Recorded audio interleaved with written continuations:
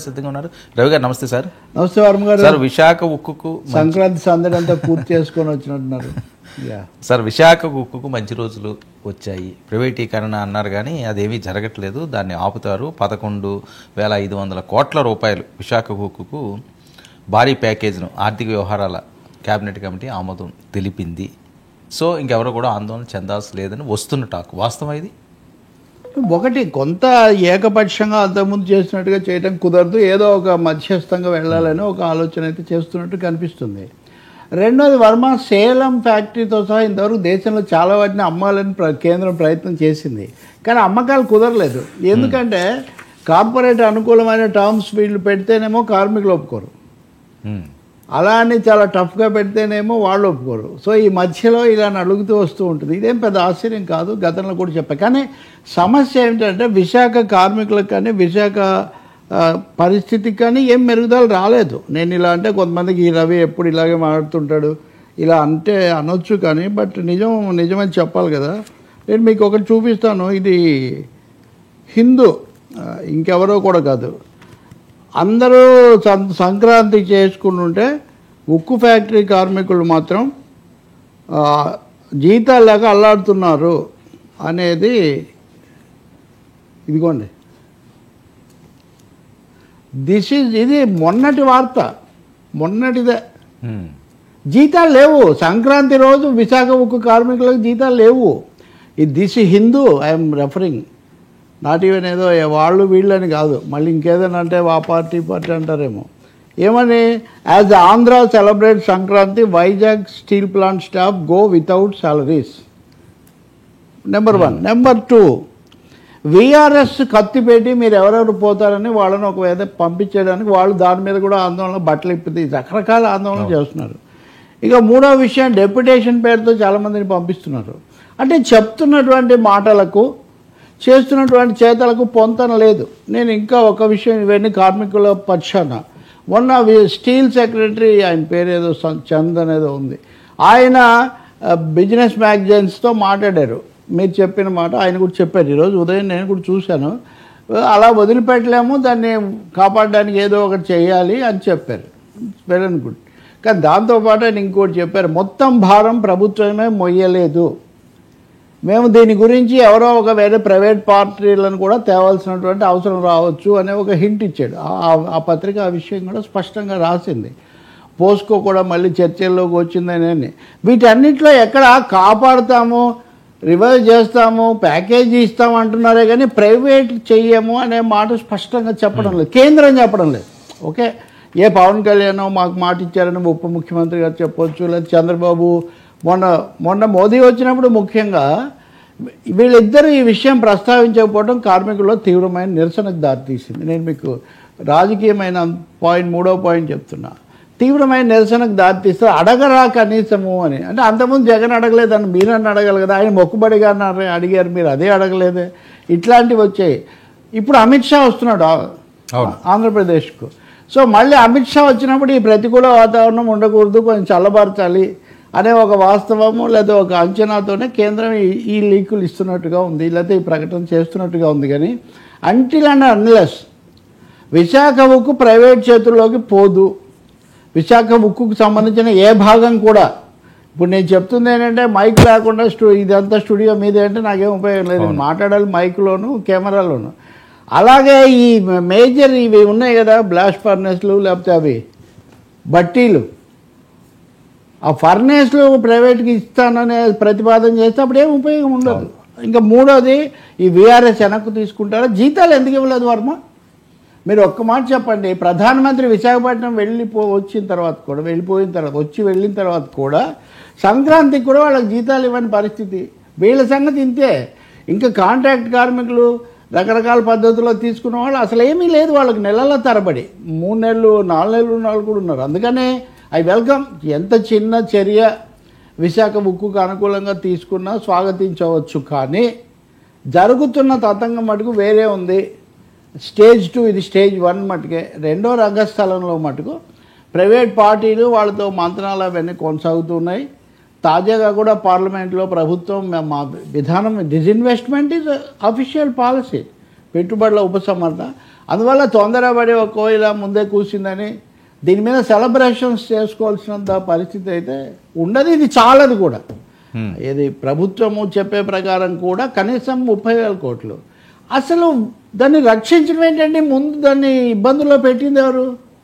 ఆర్డర్లు ఇవ్వకుండా ఆర్చల్ మెటల్కి ఇమ్మని అడుగుతారా మీరు? క్యాప్టివ్ మైన్స్, విశాఖ బుక్, ఇంతకంటే ఘోరం ఏదైనా ఉంటుందా? బోత్ చంద్రబాబు నాయుడు, పవన్ కళ్యాణ్ ఇద్దరు దీనికి ఇప్పుడేమీ ఆ క్యాప్టివ్ మైన్స్ ఏమి ఇవ్వట్లేదు కదా.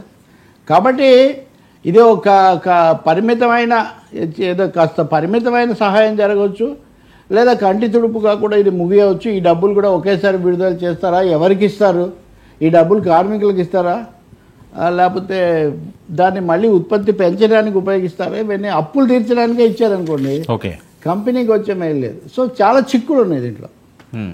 ఏదైనా అనుకూలమైన వార్త ఒకటి వచ్చింది అంతవరకు సంతోషిద్దామంటే ఓకే, సంతోషించవచ్చు. కానీ బట్ నేను మీకు వార్త చూపించినట్టుగా మొత్తం మీరు గూగుల్ దీంట్లోకి వెళ్తే ఒక 10 ఒక పేజీ నిండా విశాఖ ఉక్కు, వాళ్ళ సమస్యలు, కార్మికుల కేకలు. అసలు జీతాలు ఇవ్వకపోవడం అసలు మరీ దారుణం కదా. జీతాలు ఇవ్వకుండా మీరు ఉద్ధరించే ఆలోచనే ఉంటే జీతాలు ఎక్కువ, వాళ్ళ అది కాంపోనెంట్ చిన్నది కదా.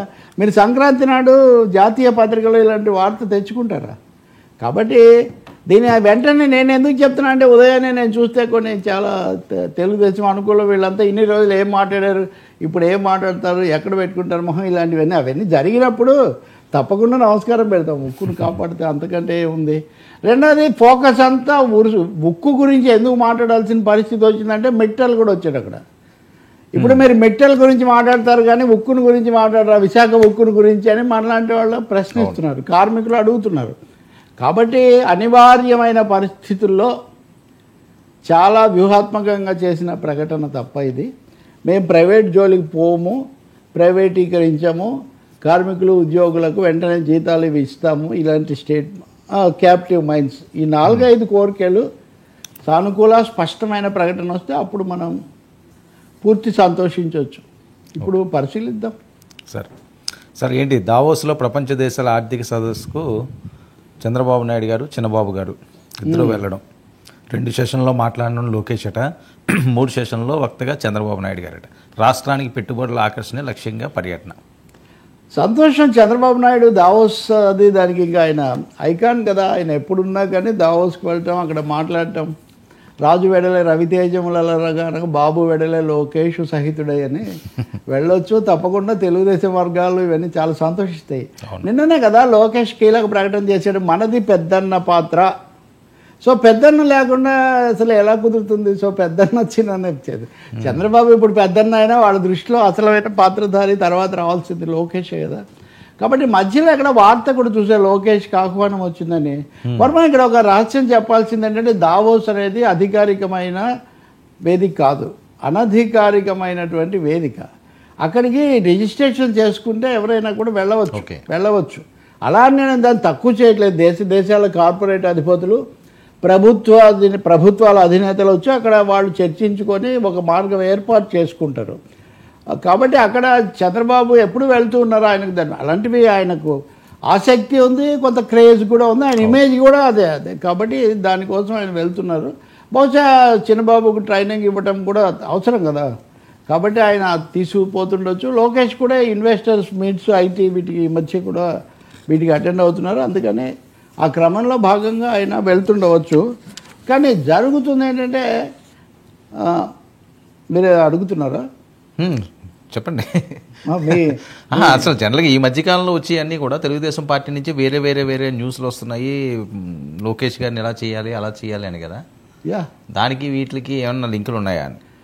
ఒకటి ఇంటర్నేషనల్గా కూడా లోకేష్ను ఇప్పుడు ఇదివరకు కూడా ఆయన అమెరికా వెళ్ళాడు. అమెరికాలోనే గెలిచిన తర్వాత మొదటి మేజర్ స్టేట్మెంట్స్ ఇవన్నీ కూడా ఆయన అక్కడ ఇచ్చాడు. కొంతమంది టీడీపీ ఎమ్మెల్యేలు కూడా వెళ్ళారు. కాబట్టి లోకేష్ను రైట్ అర్నెస్ట్గా, హెయిర్ అపరెంట్గా, భావి వారసుడిగా ప్రతిష్ఠించడం అన్నది తెలుగుదేశం వర్గాల యొక్క ఏకైక కీలక తక్షణ అజెండా. ఇంకా అందులో అనివార్యం కూడా ఏమో, అది అనివార్యం కూడా. ఎందుకంటే వాళ్ళు ఏమంటారు, ప్రాంతీయ పార్టీలు కరుణానిధి కొడుకు స్టాలిన్ అవ్వలేదా, ఇక్కడ కేటీఆర్ అవ్వలేదా, లేదా జగన్మోహన్ రెడ్డి, కొంచెం డిఫరెంట్ సర్కమ్స్టాన్సెస్, ఓకే. కాబట్టి వీళ్ళందరూ అయినప్పుడు ఇప్పుడు మీరు ముంబైలో చూస్తారు, ఢిల్లీలో చూస్తారు. కాబట్టి చాలా సహజం కదా ప్రాంతీయ పార్టీలో ఇది, లేకపోతే ఆ పార్టీల మనుగడ కూడా కష్టం, ఇలా వాళ్ళు చెప్తారు. కానీ ఇక్కడ సమస్య ఏమొచ్చిందంటే లోకేష్తో పాటు పవన్ కళ్యాణ్ కూడా ఉండడం వల్ల, పవన్ కళ్యాణ్ ఉప ముఖ్యమంత్రి, లోకేష్ మామూలు మంత్రి, పార్టీకి సంబంధించి మటుకు ఆయన ప్రధాన కార్యదర్శి, జాతీయ ప్రధాన కార్యదర్శి. అందువల్ల నేను నిన్న కామెంట్ చేశాను, అది మొన్న అక్కడ మాట్లాడినవి కూడా ఒక స్ట్రాంగ్ వాయిస్ వెళ్ళాలని ఆయన మాట్లాడాడు. ఆయన 3 పాయింట్స్ చెప్పాడు. ఒకటి, పెద్దన్న పాత్ర మనమే వహిస్తాం, ప్రభుత్వానికి మనమే నాయకత్వం వహిస్తాం. అంటే పవన్ కళ్యాణ్ ఎక్కువగా కనిపిస్తున్నారు, ఫోకస్ ఆయన మీద ఉంది కాబట్టి ఆయన అంతా గ్రాప్ చేసేస్తున్నారు అనుకుంటారేమో. ఎవరేం చేసినా మనదే పెద్ద పార్టీ, పెద్దన్న నేనే చెప్పాలంటే. నేనే అంటే ఇప్పటికి చంద్రబాబు నాయుడు ఉన్నప్పటికీ కూడా తర్వాత పెద్దన్న వరుసలో ఉంది, పెద్ద రాయుడు తర్వాత వాళ్ళది అక్కడే అవుతాడు కదా నెక్స్ట్ రాయుడు కూడా అనే మెసేజ్ ఒకటి ఇవ్వదలుచుకున్నట్టుగా ఉంది. అదొకటి. ఇంకా రెండవది, దీని మీద రియాక్షన్స్ నిన్నంతా చాలా ఇవన్నీ కూడా వచ్చిన తర్వాత లోకేష్ నిన్న యువతరం రావాలి అని చెప్పాడు. ఆయనకంటే యువతరం ఇంకెవరు ఉంటారు తెలుగుదేశంలో. ఇంకా రెండోది, రెడ్ బుక్ కొనసాగుతుంది, ఎవరన్నా ఎక్కువ చేస్తే మేము కత్తిరించే ప్రక్రియ కొనసాగుతుందని చెప్పాడు. మూడోది పెద్దన్న అని చెప్పాడు. సో ఈ 3 స్టేట్మెంట్స్ అక్కడ జన్మభూమి అని, జన్మభూమి లేకపోతే పితామహుల ఊరైనటువంటి నారావారిపల్లిలో ప్రకటించిన తర్వాత ఇప్పుడు నెక్స్ట్ రంగస్థలం ఏంటి, next stage is international Davos stage. అది నేరుగా చంద్రబాబు రంగస్థలం కాబట్టి అక్కడికి వెళ్ళటం అనేది పూర్తిగా మనం అర్థం చేసుకోవచ్చు. రెండవది, అయితే ఆర్థిక విషయాల్లోకి వస్తే నేను ఇందాక చెప్పినట్టే ఇప్పుడు భారతదేశంలో పరిస్థితి ఏంటంటే విదేశాల నుంచి పెట్టుబడులు రావటం కాదు, దేశంలో ఉన్న పెట్టుబడులు విదేశాలకు వెళ్ళిపోతున్నాయి. ఇది చాలా ఆందోళన కలిగిస్తుంది. ఇలా ఎందుకు జరుగుతుందని. పోర్ట్ఫోలియో పెట్టుబడులు ఎఫ్ఐఐలు అని ఉంటాయి. ఇదిగోండి, I will again show you a very, నేను ఊరికనే అది సామాన్యంగా మాట్లాడను, ఎప్పుడు మాట్లాడను, అసలు సామాన్యం కాదు. ఇది చూడండి, ఫారిన్, ఇది బిజినెస్ స్టాండర్డ్ పత్రిక. ఫారిన్ ఇన్వెస్టర్స్ విదేశాలకు తరలిపోయే ప్రక్రియ ఆగుతుందా లేదా అని వీడు ప్రశ్నిస్తున్నాడు పతాక శీర్షికలో. ఇది భారతదేశంలో ఆర్థికవేత్తలను ఎక్స్పర్ట్స్ డీకోడ్. ఎక్స్పర్ట్స్ చాలా సందేహాస్పదంగా ఉన్నారు. కాబట్టి వెళ్ళినప్పటికీ కూడా అక్కడి నుంచి పెట్టుబడుల ప్రవాహం ఎంత ఉంటుందో మనం చెప్పలేం. కానీ లోకేష్ను మటుకు పాలనా వ్యవహారాల్లో, అలాగే ఆర్థిక వ్యవహారాల్లో, కార్పొరేట్ రిలేషన్స్లో పరిచయం చేయటం, పట్టు పెంచడం అనే ఒక ప్రక్రియ జరగవచ్చు.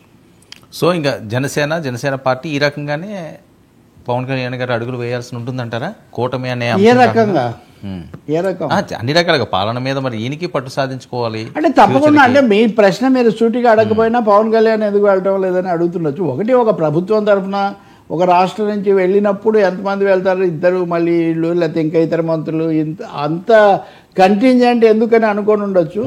రెండవది, దాని ఆధారం ఏంటో నేను ఇంకా పూర్తిగా చూడలేదు. కానీ నేను దావోస్ వెళ్ళొస్తా, రాష్ట్రాన్ని నువ్వు చూసుకో అని పవన్ కళ్యాణ్తో చంద్రబాబు నాయుడు చెప్పాడని ఒక స్టోరీ చూశాను నేను. ఓకే, ఒక స్టోరీ చూశాను. కాబట్టి మీరు కూడా చూసి ఉండొచ్చు, మీరు ఇప్పుడు కూడా చెక్ చేయొచ్చు అది స్టోరీనా లేకపోతే ఒకటైతే నిజం కదా. వాళ్ళిద్దరు లేనప్పుడు కొద్ది రోజుల పాటు రాష్ట్రానికి నెంబర్ 2 ఆటోమేటిక్గా ఆయన ఇదవుతాడు కదా. కాబట్టి అలా ఆ కోణం కూడా దీంట్లో ఒకటి ఉంది. ఇంకా మూడోది, చంద్రబాబు నాయుడు ప్రిఫరెన్సెస్ లేకపోతే ప్రయారిటీస్, ఆయన స్టైల్ ఆఫ్ దీంట్లో క్లారిటీ ఉంది ఆయనకు. రాష్ట్రం మీద పట్టు, రాష్ట్రంలో రాజకీయ సామాజిక మద్దతు తీసుకోవడం కోసం పవన్ కళ్యాణ్కు హైయెస్ట్ ప్రయారిటీ ఇవ్వటం. అదే సమయంలో పార్టీ హైరార్కీలో తన వారసుడు దాన్ని కాపాడడం. ఇందులో ఏమి క్లారిటీ వచ్చేస్తుంది. దావోస్లో ఏపీకి సంబంధించిన క్లారిటీ వస్తుంది. ఇక్కడ ఫైనాన్సెస్ ఏమొస్తాయి ఏంటి ఇది పక్కన పెడదాం. ఇంకెలాగో మీకు 2 రోజుల పాటు పుష్కలంగా చంద్రబాబు నాయుడు ఎవరిని కలిశారు, ఏం జరిగింది, ఇవన్నీ చాలా విజన్లు ఇవన్నీ మీరు చూస్తారు. లోకేష్ అది అవన్నీ కూడా ఈయన స్టైల్ కొంచెం డిఫరెంట్ వాళ్ళిద్దరికి. కాబట్టి చూద్దాం ఆయన కూడా ఏం చెప్తారో. ఆల్రెడీ విశాఖలో అదాని డేటా సెంటర్ ఇవన్నీ కొన్ని వస్తున్నాయి. కాబట్టి ఇట్స్ ఏ ప్రాసెస్ అంతే, న్యాచురల్ అండి. ఇంతకంటే ఇప్పుడు ఒకటి ఉత్సాహం కొద్దీ లేదా మీడియాలోనో పవన్ కళ్యాణ్ అంతా చేసేసారు, వ్యూహాత్మకం అయిపోయింది, తిరుపతిలో ఆటలు కొట్టాడు, ఇంకో చోట బెదరగొట్టాడు, ఇవన్నీ ఎన్నైనా చెప్పొచ్చు. బట్ ఏం చెప్పినా పవన్ కళ్యాణ్కు రియాలిటీస్ తెలుసు కదా. తన పార్టీ, తన సంఖ్యాబలం, తను యంత్రాంగాన్ని పెంచుకోవాల్సిన అవసరం ఇది అయితే తెలుగుదేశం చంద్రబాబు నాయుడులోనే ఈ ప్రభుత్వం ఉంటుంది.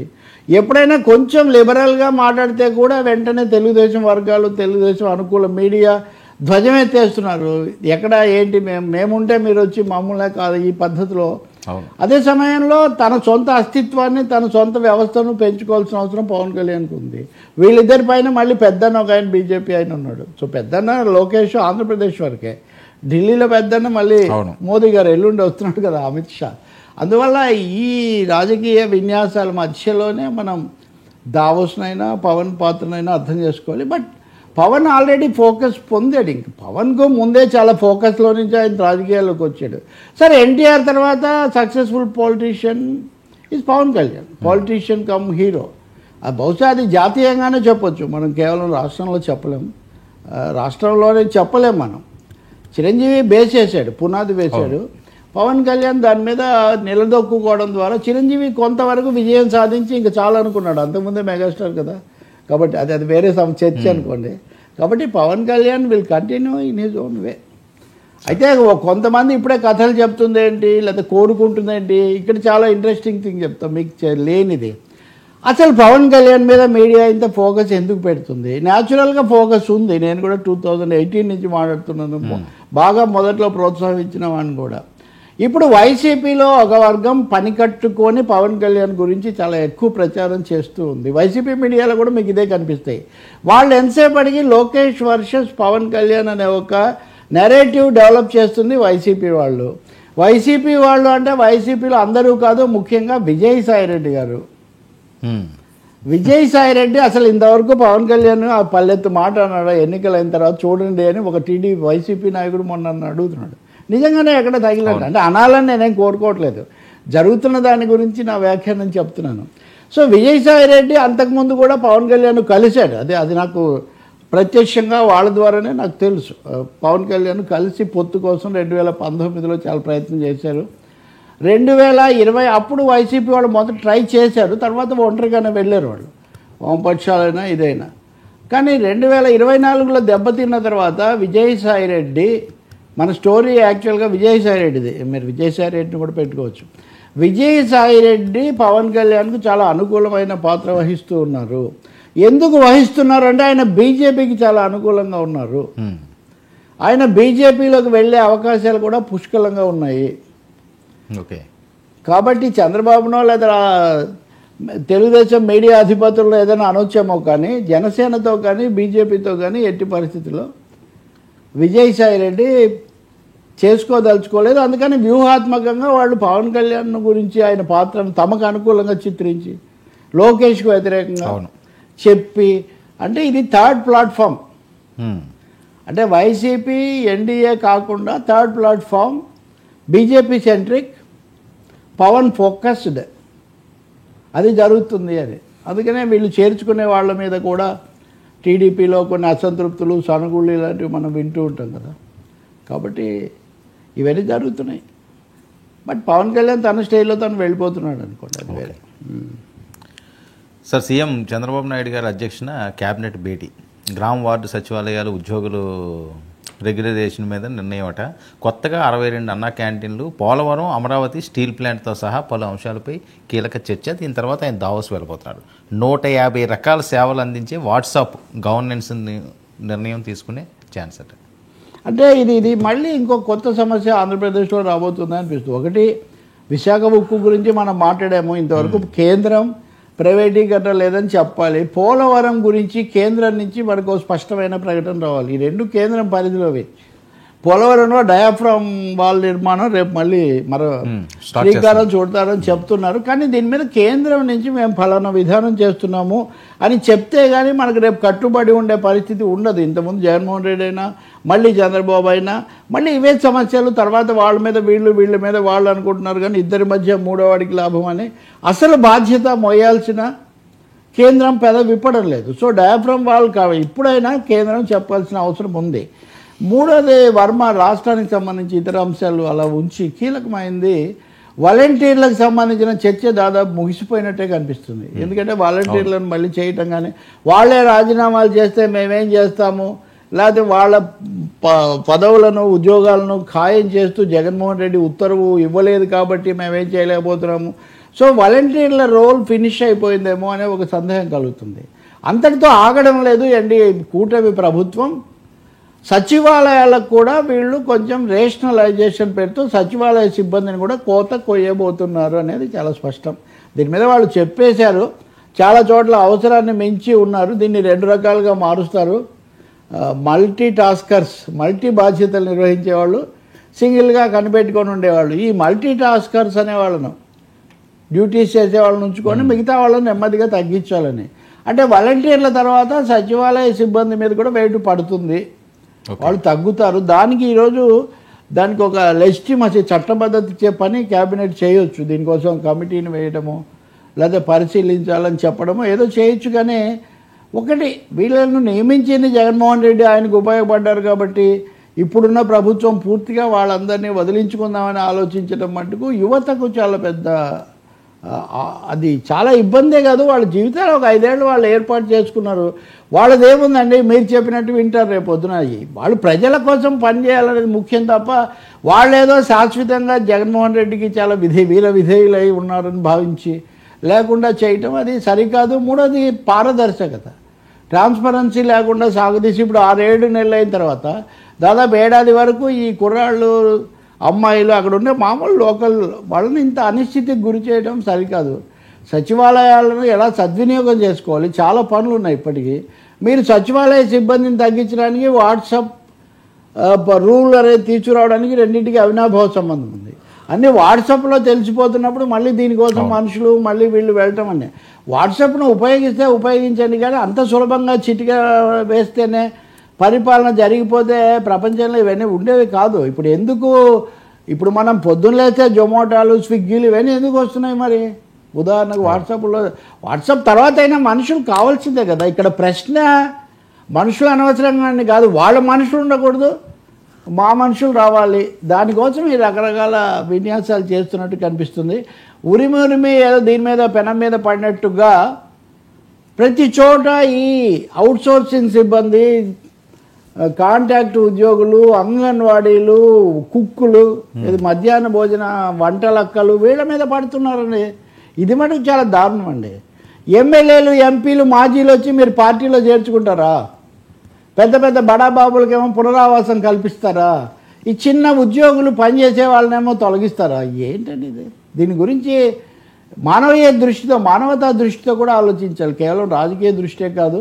ఇంకో ముఖ్యమైన అంశం, దేశంలో నిరుద్యోగం పెరుగుతుంది, ఉపాధి తగ్గుతుంది.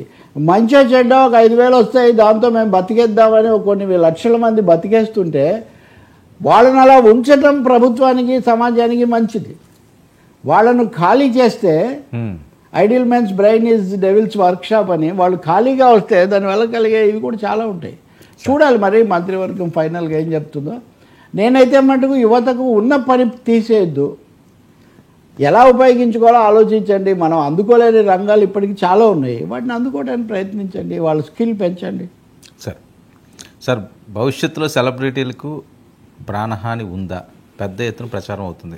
గతంలో సల్మాన్ ఖాన్ గారి బెదిరింపులు, ఇప్పుడు చూస్తే సైఫ్ అలీ ఖాన్పై ఇంటిలోనే దుర్భేద్యమైన ఇళ్లలో ఉండేవాళ్ళు, హై సెక్యూరిటీతో ఉన్న వాళ్ళకే ఈరోజు భద్రత లేదు అన్నది. అసలు వీళ్ళు భద్రత ఎవరు చూడాలి? సెలబ్రిటీలు భద్రత సొంతంగా వాళ్ళే చూసుకోవాలా?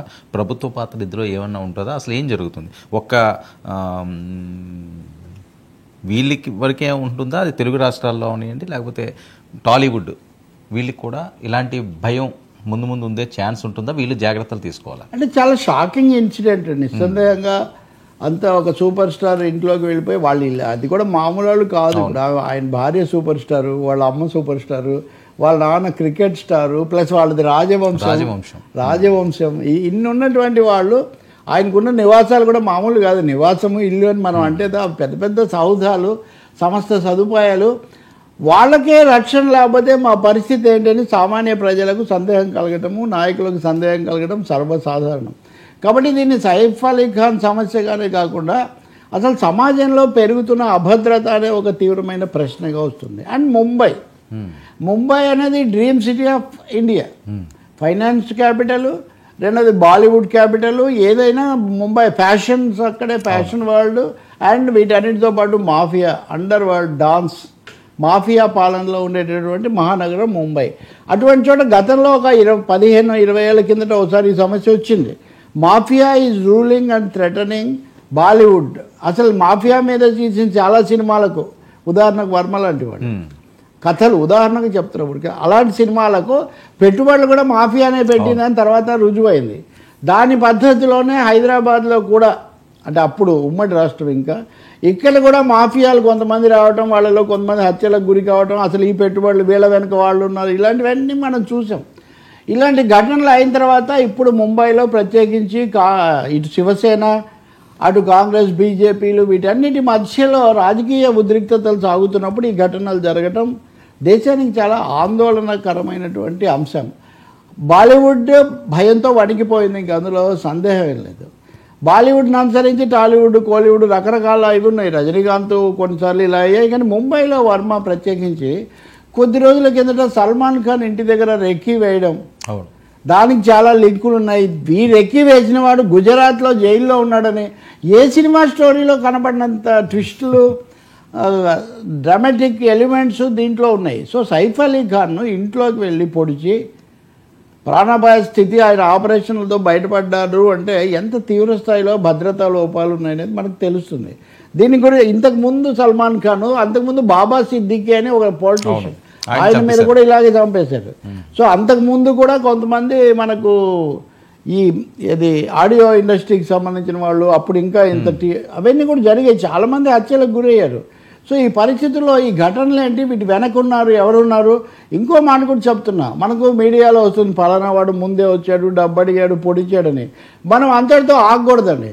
ఇప్పుడు రామ్ చరణ్ సినిమా ఇది గేమ్ చేంజర్, ఇప్పుడు తగినంతగా ఆడలేదు, కలిసి రాలేదు. కానీ ఆయన గతంలో తీసిన ధ్రువ సినిమా కనుక మీరు చూస్తే, ధ్రువ సినిమాలో మామూలు వీధి రౌడీలాగే ఒక హత్యా ప్రయత్నం చేస్తారు. కానీ దాని వెనుక చాలా పెద్ద ఫార్మా మాఫియా ఉందని వాళ్ళ ఇన్వెస్టిగేషన్లో, అది పెద్ద సూపర్ హిట్ కదా, తమిళ్లో తెలుగులో కూడా తేలుస్తారు. అంటే పైకి జరిగే దాన్ని బట్టి మాత్రమే మనం తీసుకోకూడదు, వాళ్ళ వెనుక ఎలాంటి ఎలిమెంట్స్ ఉంటారు అనేది ఒక పెద్ద సమస్య. మీరు ఇప్పుడు కనుక మీరు భద్రత ఎవరు తీసుకోవాలి, ప్రైవేట్ అని మీరు అన్నారు. ఇప్పుడు భద్రత అనే అంశం వచ్చినప్పుడు మనకు అల్లు అర్జున్, లేకపోతే ఇక్కడ బౌన్సర్లు, ఇలాంటి ఇష్యూస్ అన్నీ వస్తాయి. తప్పకుండా వీళ్ళకి భద్రత ఎవరు కల్పించాలి? రెండు లెవెల్స్లో. ఒకటి సోషల్ సెక్యూరిటీ, సమాజము, పోలీసు, శాంతి భద్రతల వరకు ప్రభుత్వం చూడాలి. తప్పకుండా it will reflect on government, ప్రభుత్వాల మీద. పైగా ముంబైలోనే మీరు కల్పించలేకపోతే ఎట్లా, విదేశాల్లో కూడా దీని ఎఫెక్ట్ పడుతుంది. కానీ అదే సమయంలో వాళ్ళు ప్రైవేట్ వ్యక్తులు కాబట్టి, సెలబ్రిటీలు వాళ్ళ భద్రత కోసం వాళ్ళు కొన్ని ఏర్పాట్లు చేసుకోవాల్సిందే. పైగా ఇంట్లో రాత్రిపూట ఇప్పుడు వాళ్ళ అబ్బాయి దీంట్లో ఉండి అక్కడి నుంచి ఇక్కడికి వచ్చాడని చెప్తున్నారు. సీసీ కెమెరాల్లో కూడా పూర్తిగా రికార్డు కాలేదు. అంటే ఒకటి తెలుసుకోవాల్సింది ఏంటంటే, అంతా చాలా పకడ్బందీగా ఉంది, చీమ చిటుక్కుమన్నా మనకు తెలిసిపోతుందని ఎవరు టేకన్ ఫర్ గ్రాంటెడ్గా ఉండకూడదు. భద్రతా సమస్యలు కొనసాగుతున్నాయి, తీవ్రమైన అసాంఘిక శక్తులు చొరబడుతూ ఉన్నాయి. తప్పకుండా ఎవరో ఒకరు కొంత సపోర్ట్ చేయకుండా ఇవి జరగవు. పూర్తి కథ ఏంటి మనకు బయటికి రావాలి. కానీ but it is a warning signal. It's a warning signal to the celebrity world. It is a warning signal to high security individuals. ఇంక ఇందులో రెండో ఒపీనియన్ ఏం లేదు. కాబట్టి ఆ కోణంలో చూసినప్పుడు ఇప్పుడు అదే కదా, ఐశ్వర్యరాయ్ ముక్కును ఇంతకు ఇన్షూర్ చేసుకున్నారని వాళ్ళకి సంబంధించిన ప్రతిదీ సెలబ్రిటీలు, లేకపోతే అది వేరు.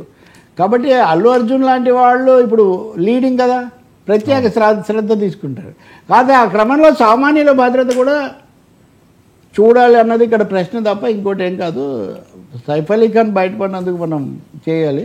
ముంబైలో ఈ సమీక్ష కూడా సమగ్రంగా జరిపి మన దగ్గర కూడా ఆ లక్షణాలు పాకుతున్నాయా, మాట్లాడితే మాఫియాలు, రౌడీ ఎలిమెంట్స్, సోషల్ మీడియాలు మీరు చూశారు కదా. ఇక్కడ రివర్స్, చాలామంది సోషల్ మీడియా వాళ్ళు కేసులు, తప్పుడు కేసులు, అరెస్టులు కావడం, కోర్టుల చుట్టూ తిరగడం కూడా ఇక్కడ జరుగుతుంది. సో ఈ వలయాన్ని ఒక విశ్వవలయంగా మార్చకుండా జాగ్రత్త తీసుకోవాల్సిన అవసరం ఉంది. పారదర్శకంగా అన్ని వివరాలు బయటికి రావాలని కూడా మనం కోరుకోవాలి. ముంబైలో కమ్యూనల్ యాంగిల్ కూడా ఒకటి వచ్చే ఒక అవకాశం కూడా ఒకటి ఉంటుంది. కాబట్టి ఇవన్నీ ఆలోచించాలి చాలా జాగ్రత్తగా, సావధానంగా, ఇంకేం లేకుండా. సార్ చిరంజీవి గారు మళ్ళీ పొలిటికల్ ఎంట్రీ అంటూ హాట్గా జరుగుతున్న చర్చలు. కమలం కండువా ఈయన కప్పుకోబోతున్నారని మోదీ షాకి ఇప్పటికే మెగాస్టార్ గారు దగ్గర అయిపోయారు. ఆల్రెడీ పవర్ స్టార్ గారు వాళ్ళతోటే కలిసి ఉన్నారు అని. అంటే ఒక కీలకమైన సౌత్లో వీళ్ళు ఫోకస్తో, వీళ్ళు ఫేస్తో ముందుకు సాగేయచ్చు. 2029 టార్గెట్గా వ్యూహాలు రచిస్తున్నారు. ఈలోపు చిరంజీవి గారి సినిమాలన్నీ కూడా అయిపోతాయి కాబట్టి ఆయన కూడా దీని సుముఖంగానే ఉన్నారు. అందుకనే మోదీ గారు పదే పదే చిరంజీవి గారితో కలడం జరుగుతుంది అని ఆయన ఆహ్వానించడం. కలడం మీన్స్ ఒకటి, చిరంజీవి గారు ఢిల్లీ వెళ్ళి మోదీతో పాటు సంక్రాంతి వేడుకలు, అది కూడా కిషన్ రెడ్డి నివాసంలో అంతా చేయడానికి దానికి ఆయన చాలా ఇంపార్టెన్స్ ఇచ్చారనడంలో ఏం సందేహం లేదు. చిరంజీవి ఆయన రాజకీయాలు మానేసి మళ్ళీ ఒక 10 ఏళ్ళు అయినట్టుంది వచ్చి, అయినా కానీ ఆయన చుట్టూ ఆ కథ వస్తుంది, రాజకీయాలకు నేను దూరంగా ఉన్నాను కానీ రాజకీయం నన్ను వదిలిపెట్టడం లేదు అనే ఒక గాడ్ ఫాదర్ డైలాగ్ ఎప్పుడు వినిపిస్తూ ఉంటుంది. దాని మీద నేను కామెంట్ చేస్తే చిరంజీవి గారు చాలా కరెక్ట్గా ఉందండి కామెంట్ అని నాకు అప్పుడు ఇది కూడా పెట్టారు. పాయింట్ ఏమంటే ఆయన తనుగా వదులుకొని వచ్చాడు. గౌరవప్రదమైన పాత్రలు ఆయన పోషించి వచ్చాము, కానీ ఆయన మళ్ళీ రాజకీయాల్లోకి వచ్చి తను ప్రత్యక్ష ప్రచారాలు ఇవన్నీ చేస్తారని నేను అనుకోను, నాకున్న సమాచారం, నాకున్నటువంటి అవగాహన మేరకు. బట్ ఆయన ఎన్డీఏకి దగ్గరగా ఉంటారు, అందులో సందేహమేం లేదు. తమ్ముడు ఏదైనా చేయాలి, తమ్ముడు దూసుకొని పోవాలి, తమ్ముడిని ప్రోత్సహించాలి, తమ్ముడిని ఆశీర్వదించాలి. వాటెవర్ ఆయన ఏం చేసినా పవన్ ద్వారా చేస్తాడు ప్రధానంగా. తను మళ్ళీ రంగంలోకి వచ్చి చేసే నేను ఇంకోటి కూడా చెప్తున్నా, ఆయన స్వయంగా నరేంద్ర మోదీకే నాకు ఆసక్తి లేదు మోదీ గారు అని కూడా చెప్పారు. ఈ చెప్పడం కూడా మీ భీమవరం సాక్షిగానే చెప్పారు, అది వేదిక మీదే చెప్పారు. చెప్పినవన్నీ జరుగుతాయా అది కూడా ఒక ప్రశ్న, అది కూడా ఒక ప్రశ్నే. కానీ అంటే చాలా చిరంజీవి ఒక మాట సామాన్యంగా మాట్లాడు, అంటే తప్పని పరిస్థితులు ఉండొచ్చు కదా సార్. నేను చెప్తుంది మొగ్గు అటు ఉంటుంది, ప్రోత్సాహం అటు ఉంటుంది. కానీ మళ్ళీ రాజకీయ నాయకుడి అంటే ఉదాహరణకు రాజ్యసభకు పంపిస్తాం అనుకోండి, లేదా పదవి ఇస్తాం అనుకోండి, లేదా గౌరవప్రదమైంది అంటే గౌరవప్రదమైన పాత్రలో ఉండి వాళ్ళని ప్రోత్సహించి వాళ్ళకి అనుకూలంగా ఉంటారు. ఇంకో మాట కూడా, పవన్ కళ్యాణ్ ఈ నిర్ణయాలన్నీ చిరంజీవికి తెలియకుండా తీసుకున్నారా? ఎన్డీఏ వైపు మొగ్గు, బీజేపీకి దగ్గర అయిపోవటం ఇవన్నీ లేకుండా చూసుకున్నారా? ఇన్ఫ్యాక్ట్ అమిత్ షా ఆధ్వర్యంలో జూనియర్ ఎన్టీఆర్కు రామ్ చరణ్కు మధ్యలో ఒకటి నడిచింది, ఇద్దరిని కలిసి RRR సినిమా తీశారు మళ్ళీ.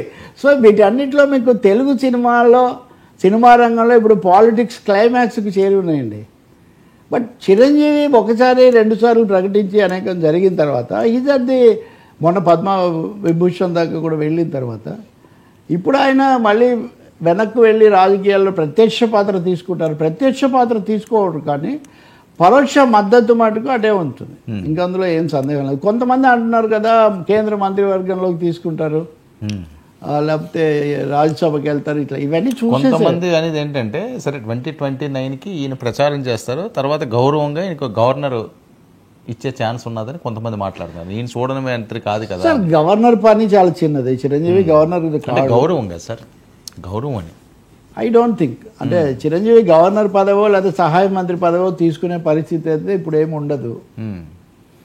ఆయనకు తగినట్టుగా వాళ్ళ మధ్య ఇంకేమైనా జరిగి ఆయన గౌరవప్రదంగా ఉండాలనే దానికే ప్రాధాన్యత ఇస్తారండి. అయితే తన కుటుంబము తన వాళ్ళు ఉండాలి. ఆయన ఆ సైడే ఉన్నారు, ఆయన అటే ఉన్నారు, ఎన్డీఏ వైపే ఉన్నారు, అందులో ఇంకేమీ సందేహం లేదు. కానీ మీరు చూడండి, రేవంత్ రెడ్డి ఇన్నిసార్లు కాంగ్రెస్తో మా కాంగ్రెస్ మనిషి అని చెప్పాడు కదా. మొన్న కూడా అల్లు అర్జున్ ఇన్సిడెంట్ అప్పుడు కూడా చిరంజీవి కానీ ఆయన క్యాంప్ కానీ ఎవరైనా ఖండించారా? అవును, మనకు తెలుసు కదా, టీం చిరంజీవి ఉంటారు, లేకపోతే స్పోక్స్ పర్సన్స్ ఉంటారు. ఎందుకు ఖండించలేదు? అవును, ఎందుకు ఖండించలేదు చెప్పండి. మీరు కూడా వెళ్ళి వాళ్ళని ఎందుకు ఇంకా అనవసరమైన వాటిని లేనిపోనివన్నీ తెచ్చుకోవడం అని. నిజమే, అంటే ఖండించేటంత ప్రాధాన్యత కూడా వాళ్ళు ఇవ్వదలుచుకోలేదు. ఒక దశగా సభ్యత్వం అయిపోయింది, వచ్చేసారు. కానీ అదే సమయంలో చిరంజీవి దేన్ని క్లోజ్ చేయదలుచుకోలేదు. అవును, అదే అయిన వాడే అందరికీ, అయినా అందరు ఎవరికైనా అందరి వాడని సినిమా కూడా తీసాడు. ఆయనకి అంత అనుభవం వచ్చేసింది ప్రజారాజ్యం పార్టీతో, అంటే అనుభవం వచ్చింది, అగ్రశ్రేణి వచ్చేసింది, అన్ని బిరుదులు అవన్నీ వచ్చేసాయి ఇంకా ఆయనకు. కాబట్టి ఇప్పుడు ఆయన పరిపూర్ణమైన దీంట్లో ఉన్నాడు. ఆయన మొదటగా కోరుకునేది రామ్ చరణ్కు ఉజ్వల భవిష్యత్తు, క్లింకారతో సహా ఎలా చేయాలి ఏంటి, దాని మీద ఆయన మెయిన్ ఇది. కాబట్టి అంటే ఇంక మీ ప్రశ్నకు నేను మోర్ దెన్ ఆన్సర్ ఇచ్చా అనుకుంటున్నాను. ఆయన పూర్తిగా మోదీకి ఎన్డీఏకి అనుకూలంగానే ఉన్నారు. కానీ అదే సమయంలో ఆయన నెగిటివ్గా ఎవరినో ఖండించి దూరం చేసుకునే పని అయితే ఇప్పుడు పెట్టుకోలేదు. మీరు అన్నట్టు నందోరాజా భవిష్యత్ అని రేపు ఏమవుతుందంటే దాని మీద నేనేం జోస్యం చెప్పను. కానీ నాకు అర్థమైనంతలో, నాకున్న ఇంటరాక్షన్లో ఆయన ప్రత్యక్ష పాత్ర, ప్రచార పాత్ర లాంటిది పెద్దగా మీద వేసుకోరు అని మటుకు అనిపిస్తుంది. పవన్ కళ్యాణ్ వెనక తన సర్వశక్తిలో ఆయన పెడతారు. ఆయన మొత్తం ఆశీస్సులు, ఆయన మొత్తం అండదండలు, ఆయన తెర వెనక తెర ముందు సహకారం, ఇవన్నీ కూడా పవన్ కళ్యాణ్కు పూర్తిగా ఉంటాయి. కళ్యాణ్ బాబుకు చెప్పాలంటే, ఆయన మాటలో చెప్పాలంటే కళ్యాణ్ బాబుకు పూర్తిగా ఆయన వేలు పట్టి నడిపిస్తారు. వెన్ను పెట్టి ఇది వేలు పట్టుకోవడము, వెన్ను తట్టడము, ఇవన్నీ కూడా 1000 ఏనుగుల బలంగా అక్కడ ఉంటారు. అది జరుగుతుంది. పైగా ఇప్పుడు సోషల్ బేస్ కూడా వాళ్ళది పెరిగింది. చిరంజీవి ఉన్నప్పటికంటే, పవన్ కళ్యాణ్ జనసేన పెట్టినప్పటికంటే, ఈసారి ఎన్నికల్లో ఆయన పాత్ర, తర్వాత ఎన్డీఏ, వీటన్నిటి వల్ల ఆయన తీసుకున్న వైఖరి, వీటి వల్ల పెరిగింది. కాబట్టి అనేక మార్గాలు ఉంటాయండి. సోషల్ కల్చరల్ రోల్స్ చాలా ఉంటాయి చిరంజీవి లాంటి పర్సనాలిటీస్కు. తను వచ్చి ఏదో సభలో చేసే ప్రచారం కంటే కూడా తన విగ్రహం ద్వారా, తన పాత్ర ద్వారా దీన్ని బలోపేతం చేసే పని ఎక్కువగా చేయగలుగుతారు ఆయన. నేనైతే మీ బీజేపీకి లేకపోతే మత రాజకీయాలకు అనుకూలమైనవని కాదు, కానీ but as I see things. కాబట్టి ఆయన వ్యూహాత్మకంగానే అడుగులు వేస్తున్నారు, లేదా అడుగులు వేయడం లేదు. అడుగులు వేయడం లేదని కూడా చెప్పొచ్చు. ఇప్పుడు ఆయన అడుగు వేస్తే చాలా జరగడం పెద్ద కష్టమేం కాదు. అది ఏది వేయాలి, వేయకపోవడమే తమ్ముడికి ఎక్కువ ఉపయోగం, జనసేనకి ఎక్కువ ఉపయోగం అనే భావనలో ఉన్నారు. కాలక్రమంలో ఎప్పుడైనా ఇప్పటికీ ఆయన ఫాదర్ ఫిగర్ జనసేనకు సంబంధించి చిరంజీవే. ఇంకోటి ఏమో మీరు చిరంజీవి గురించి మాట్లాడుతున్న ముందు నాగబాబుది కూడా ఒకటి తేలాల్సిన అవసరం ఉంది. సో నాగబాబుని ముందు సెటిల్ చేయాలి. ఇవన్నీ ఎజెండాలో ఉంటాయి. But Chiranjeevi Narendra Modi Sankranti mega release, దాంట్లో రాజకీయ సంకేతాలు చాలా స్పష్టం, చాలా స్పష్టం. కానీ మోదీకే రాననే ఇదివరకు ఆయన చెప్పిన నేపథ్యంలో మళ్ళీ మోడీ అకౌంట్ ఓపెన్ చేస్తే అది కూడా. ఇప్పుడు మీరు ఒకటి చూడండి, రజనీకాంత్ ఉదాహరణ గుర్తుపెట్టుకోండి, ఇద్దరిది వేరు, కానీ రజనీకాంత్ కూడా మోదీకి చాలా సన్నిహితుడే. చాలా రోజులు ఆలోచించి వద్దు అనే నిర్ణయించుకున్నారు. ఇక్కడ చిరంజీవికి వచ్చేసరికి పూర్తి డిఫరెంట్ కేసు. ఈయన టేస్ట్ చేశాడు, పదవులు నిర్వహించారు, తర్వాత ప్రాణప్రదమైన తమ్ముడు పెద్ద పదవిలో ముఖ్య పాత్రధారిగా ఉన్నారు, కుమారుడు ముందుకు వస్తూ ఉన్నారు. ఇలాంటప్పుడు ఆయన మళ్ళీ తనే అన్నీ వేసుకుంటారంటే, ఆయన ఆశీర్వదించే పాత్రలో పెద్దన్న పాత్ర వాళ్ళందరి వాడుగా పెద్దన్న పాత్రలోనే చిరంజీవి ఉండేటటువంటి అవకాశం. అన్నయ్య కదా ఎటు తిరిగి అన్నయ్య అన్నావు అంటే అని అదే జరగచ్చు. మోదీ ఆలోచన కూడా అదే. రెండున్నాయి. ముఖ్యంగా న్యూట్రలైజ్ చేయాలి చిరంజీవిని. తెలుగుదేశం కాంగ్రెస్లకు చిరంజీవి ప్రభావం ఎక్కువగా ఉపయోగపడకుండా ఉండడం ఒకటి. అంటే ఇప్పుడు ఎన్డీఏ ఉండొచ్చు, రేపు బీజేపీ పెరగాలనుకున్నప్పుడు. సో న్యూట్రలైజ్ చేసే పని మోదీ జయప్రదంగా చేశారు. చిరంజీవి కూడా దానికి ఒప్పుకున్నారు. ఆయన మళ్ళీ దీంట్లోకి రాదలుచుకోలేదు. కాబట్టి చూద్దాం ఏం జరుగుతుందో. ఏదైనా ఉన్నత స్థాయి అట్లాంటిది ఏదైనా చేస్తారా, ఇంకా అంత భారం ఎందుకో, 2 మంచి సినిమాలు తీద్దాం. సరే ఏదైనా అంటే అన్నీ చెప్పినా కళాకారులకు కళా తృష్ణ మళ్ళీ తెర మీద చేయడం. ఎన్టీఆర్ అన్నీ అయిన తర్వాత ఎందుకు సార్ శ్రీనాథ్ సార్వభౌముడు, సమ్రాట్ అశోక, ఇన్ని సినిమాలు. వీరబ్రహ్మం గారి చరిత్ర కూడా అప్పుడేనా? వీరబ్రహ్మం ముందే తీశారు, దానికి సెన్సార్ అనుమతి ఆగకపోవడంతో అది ఆయన ముఖ్యమంత్రి అయిన తర్వాత విడుదలై, అది మామూలు విజయం కాదు అది. అంటే దాంట్లో చెప్పేశాడు వీరబ్రహ్మం పాత్రలో, తెర మీది బొమ్మలే పరిపాలనకు వచ్చి హరిగోవింద గోవింద అని రొనాల్డ్ రీగను, ఎంజి రామచంద్రను, ఎన్టీఆర్ వీళ్ళు వస్తారని అందులో పెట్టాడు. అందుకని ఇందిరాగాంధీ పర్మిషన్ ఇలా. ఈకపోతే ఆయన ముఖ్యమంత్రి అయిన తర్వాత దాన్ని పోట్లాడి రిలీజ్ చేయించుకున్నాడు. అది అది పెద్ద హిట్. కాబట్టి చిరంజీవి కూడా నేను అనుకోవటం ఈ చిత్రం కనుక ఇప్పుడు రాబోతుంది కదా విశ్వంభర కనుక బాగా దాన్ని తప్పకుండా అశ్వనిధత అవన్నీ జరుగుతాయి. విశ్వంభర తర్వాత చిరంజీవి విజృంభించవచ్చు అని నేను భావిస్తాను. ఆ తర్వాత మీ రాజకీయ ప్రశ్నలు. So first priority is